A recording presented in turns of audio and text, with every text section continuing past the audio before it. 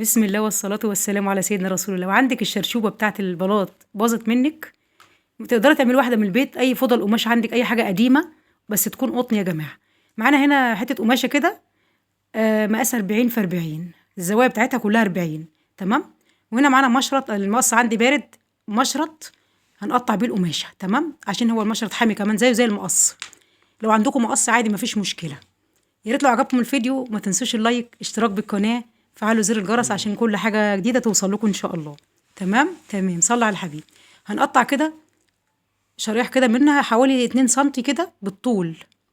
اي زاوية، ممكن اي زاوية عشان هي مقاس واحد، 40 في 40 في 40 كلها زي بعضيها. تمام. وهنسيب حتة من فوق حوالي 15 سنتي يا جماعة من فوق، مش هنجيبها لحد الاخر. تمام. وهنقطع كل الشراشيب ديت حوالي 2 سنتي، اللي هي انا ماسكاها في ايدي في الشمال هنا دي اللي انا بقطعها 2 سنتي 2 سنتي في كل اداني ماشيه على كده لحد الاخر. تمام. بس المهم ان انا عند الخط الازرق ده هسيب حوالي 15 سنتي من فوق، عشان ده اللي هلفه على ايد العصايه بتاعت الشرشوبه. تمام. وفي طريقه تانية برضك هبقى انزلها لكم، طريقه تانية غير دي مختلفه كمان.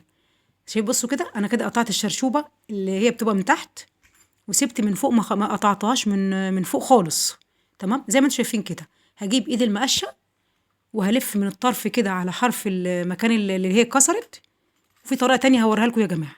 هلف كده زي ما انتم شايفين، لفه تمام كده اهوت. بعد كده معانا ايه؟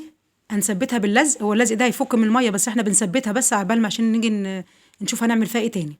ده لزق طبي يا جماعه، بس انا بثبتها بس من فوق. احنا اللزق ده لو جه عليه ميه هيتبل وهيفك، بس ده تثبيت بس عبال ما اخلص. تمام. صلوا على الحبيب واذكروا الله. يا ريت كده والله بنتعب يا جماعه، حطوا لنا لايك كده وقلنا رايكم في الحاجه اللي بنقدمها كده على القناه. هنا شاكوش ومعانا مسمار بورما حوالي 2 سنتي كده، حاجه زي كده. وتروحوا جايين بقى